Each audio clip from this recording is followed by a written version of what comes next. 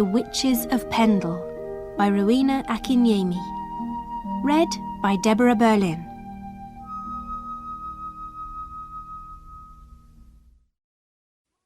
Chapter 1. The Peddler. The spring of 1634 arrives, but in the prison of Lancaster Castle it stays cold. The 20 women in the prison are dirty, hungry, and cold. There are no beds or chairs, and so they sleep on the cold floor. There are no windows, so it is always dark. The women want to get out of the prison. They want to go home. Sometimes the guards open the big, old door and put some bread and water on the floor. Then they close the door again. My name is Janet Device, and I am one of the 20 women in prison. Day after day, I sit on the cold floor and wait. I want to feel warm again. I want to see the sky again. And Pendle Hill, the beautiful hill near my home. But I am in the dark prison of Lancaster Castle, and I sit on the cold floor and wait. One day, something happens. The guards open the big old door. "Jeanette Device!" a guard calls. "Come here at once, witch!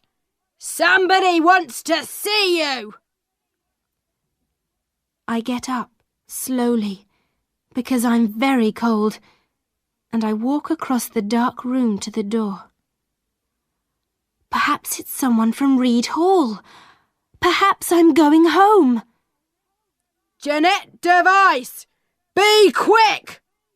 the guard calls again. Someone is standing at the door with the guard. "Janet," he says quietly. I see him then, a tall man with brown hair and tired blue eyes. He is not from Reed Hall. It is Mr. Webster, from the church at Kildwick. My legs stop moving, and suddenly I want to sit down. Come on! The guard says angrily. He begins to close the door. "Come out here for a minute, Janet," Mr. Webster says quietly. "Sit down and eat something." I sit down at a little table near the door. Mr. Webster gives me some bread and some meat, and I begin to eat hungrily. 10 minutes, the guard says. After 10 minutes, she goes in again. Thank you, Mr. Webster says. How is everyone at Reed Hall? I ask at last.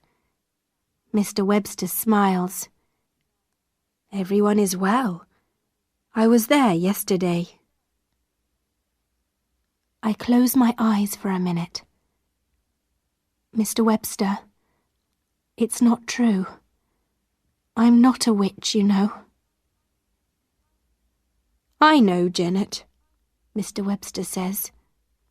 Last week, I brought Edmund Robinson and his father into my church and asked them about the boy's story. Many people believed Edmund's story, but some people didn't. Edmund Robinson is going to London tomorrow with his father, and a judge is going to question them. The guard comes back and begins to open the door. Time, he says. Mr. Webster stands up. God is here with you, Janet. Never forget that. You can be happy when God is with you. I stand up too, and take the bread from the table. Yes, Mr. Webster, God is with me. I believe that. But happy? How can I be happy? I go back into the dark prison, and the guard closes the door behind me. The women run to me.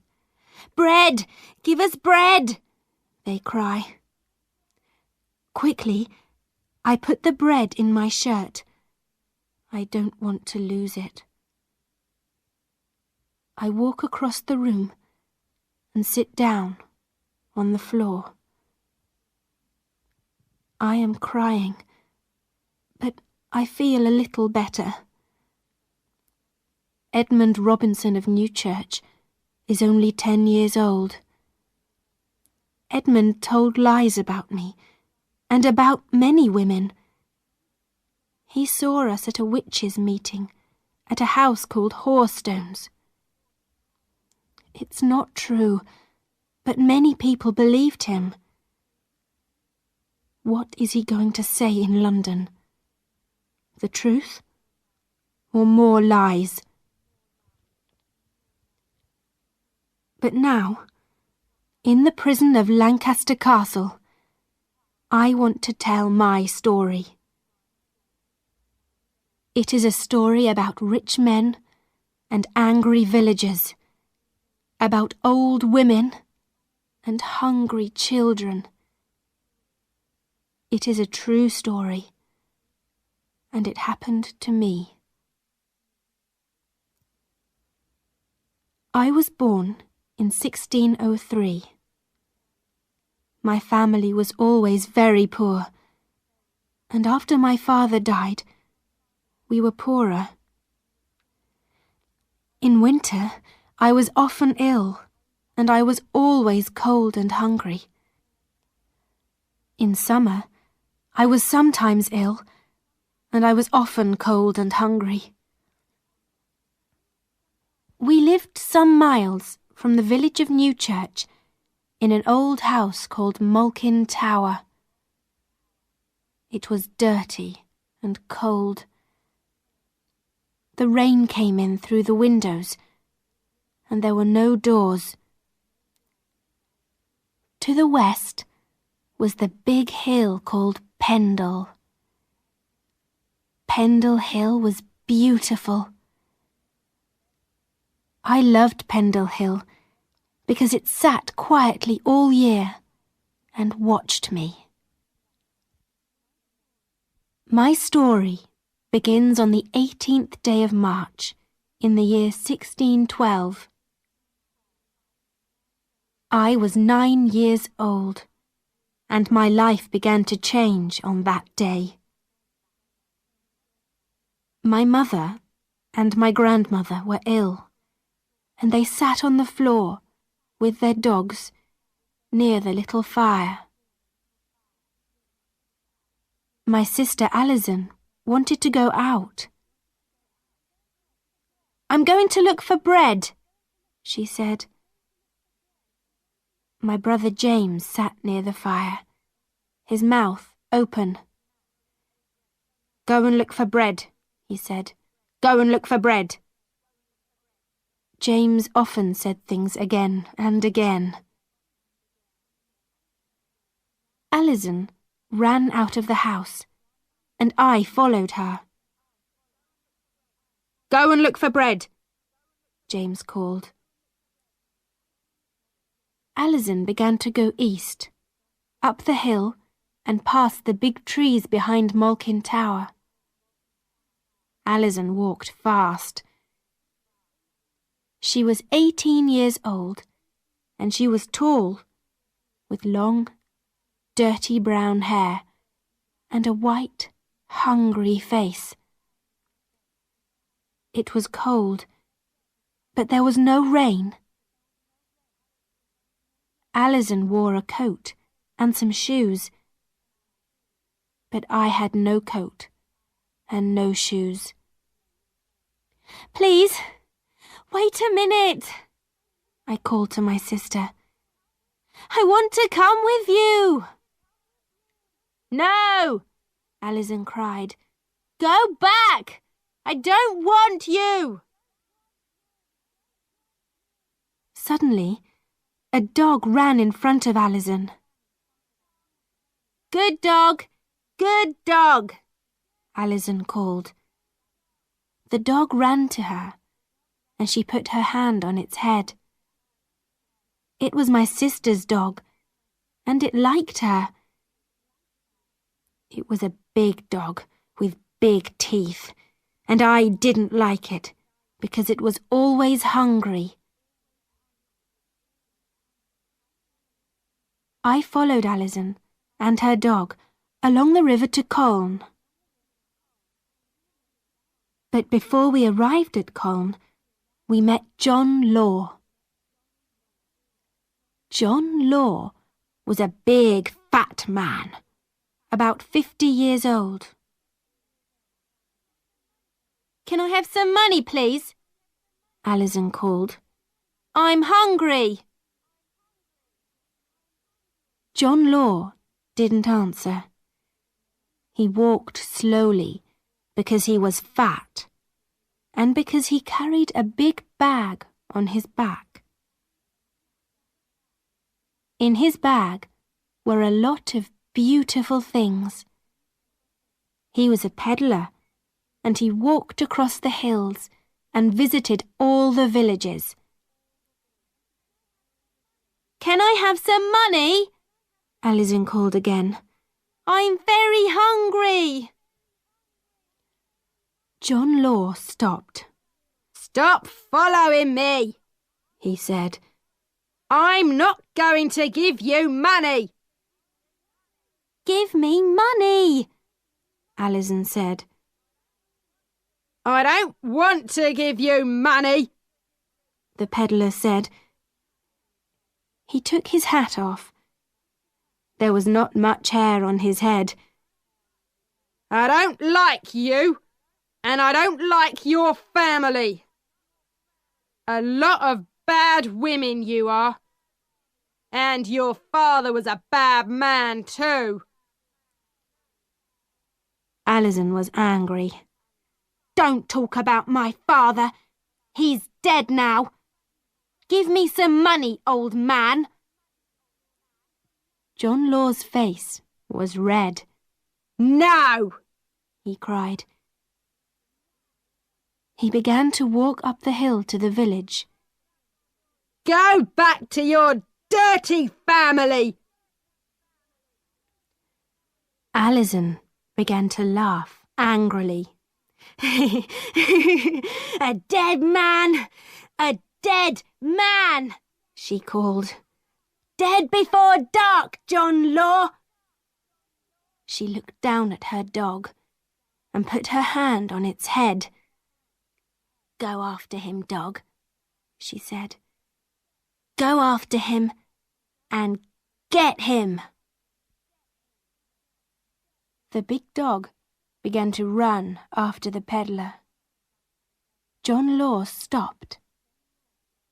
He looked afraid, and his face was very red. Call your dog back, you bad girl, he shouted.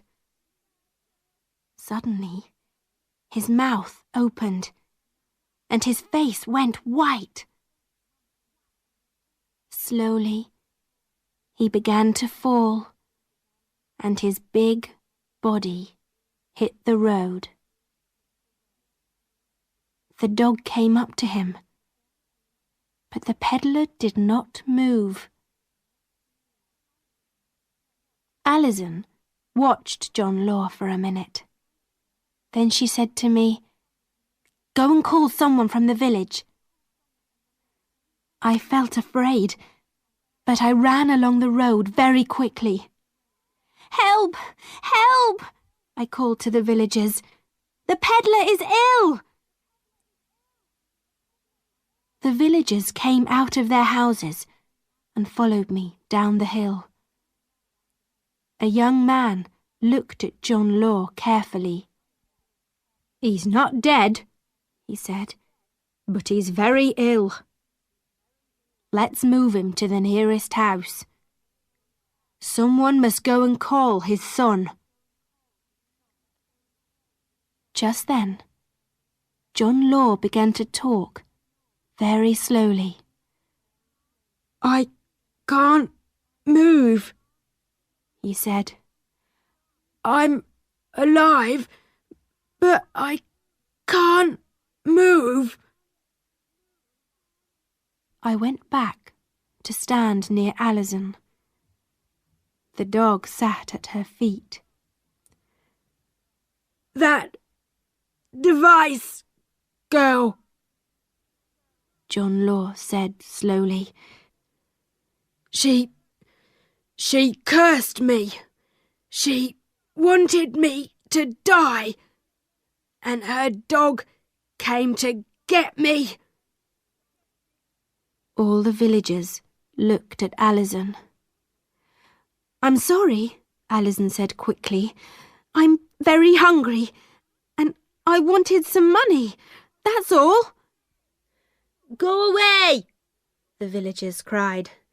You're a witch, and we don't want you in our village. Alison began to run away down the hill, and her dog followed. I watched the villagers. They carried John Law slowly up the hill to the nearest house. And then I followed my sister down the hill. I was hungry and tired, and Malkin Tower was many miles away. I was 9 years old, and I was angry. I was angry because the peddler was ill. I was angry because the villagers didn't like me. And I was angry because my sister was a witch.